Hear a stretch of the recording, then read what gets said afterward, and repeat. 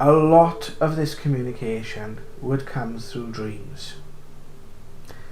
And the way it played out in the waking world was I would have a lot of imaginary friends. I would kind of interpret the dreams through like television programs I was seeing at the time. But there was also this kind of overarching like mystery.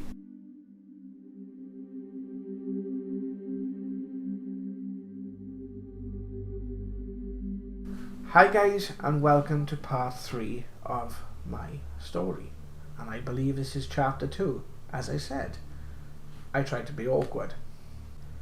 My teenage years would be a lot more volatile.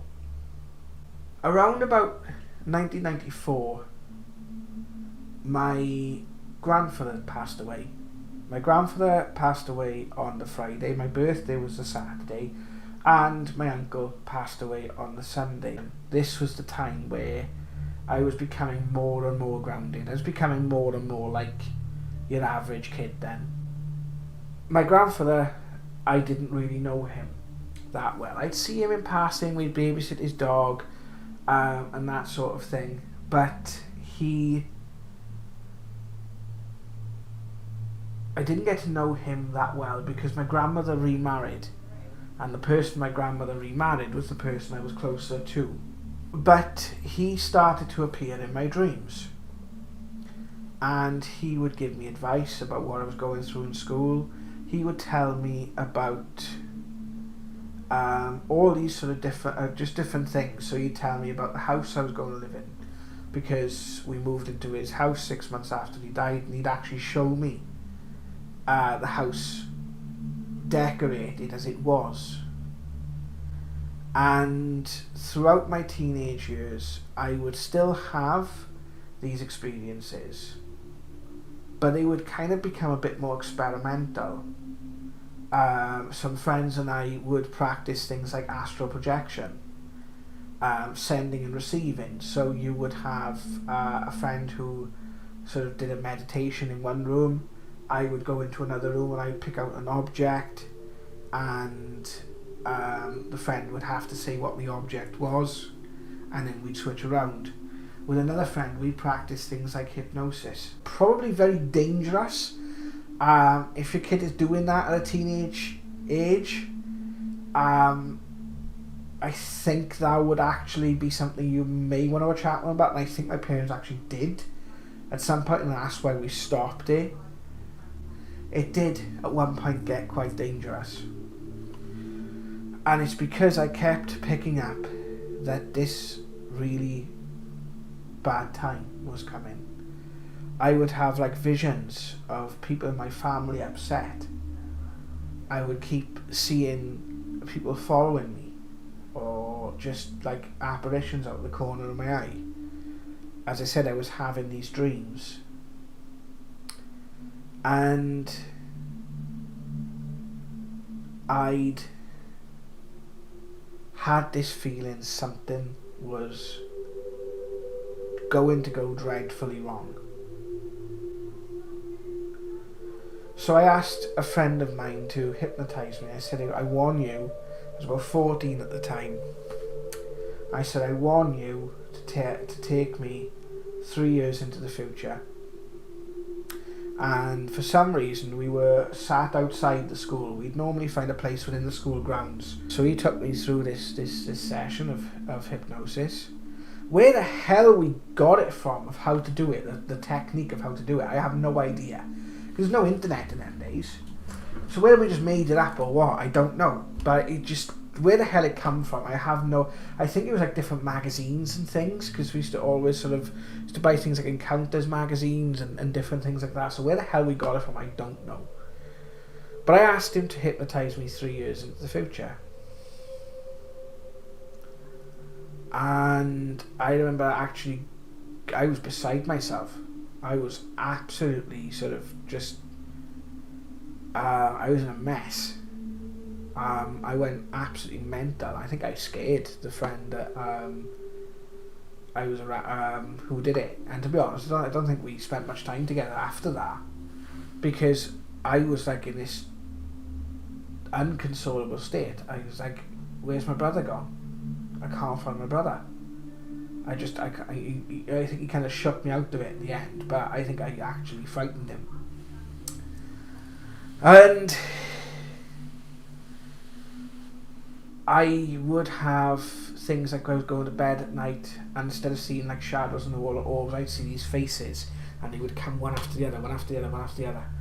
And I would start to see like loved ones like walking behind the teachers in schools and stuff. And I would say something to the teacher. I remember one of the teachers went absolutely mental when I said something.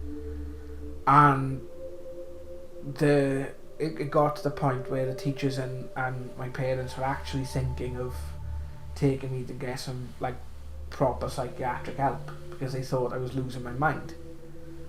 And it gradually did die down after a dream that I had where my grandfather was stood in this monument, and now I only found the monument quite a few years, good 10 years later. It's in Cathays Park in Cardiff, and it's like a big round sort of structure, and it's got like this statue, I think it's like a World War II monument or something.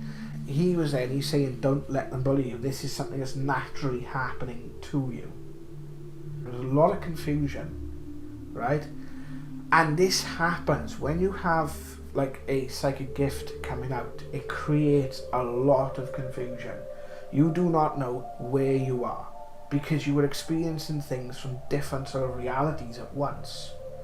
And you are aware of things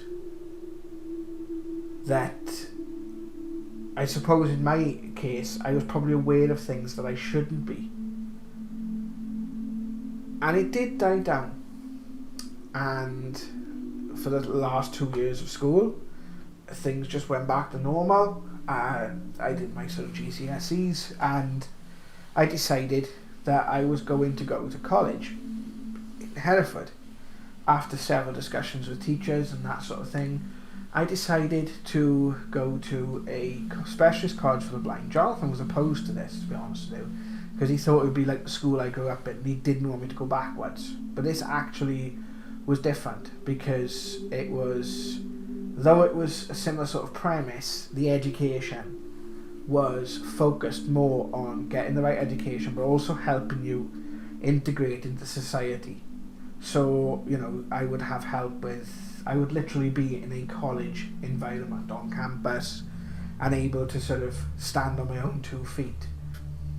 And for the first 2 months in college, I would have ups and downs. So I'd have times I was homesick, and I'd have times where I was having a time of my life, to be honest. I'd made new friends.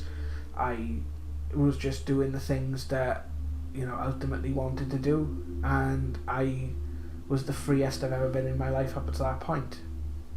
And one night, I was particularly down, and my grandfather came to me in what would be the final dream that he came to me. And I was on a ship, and he said, "Ja, times are gonna get very, very, very hard." And he said, "Whatever you do, do not let the ship sink. Do not let the ship sink."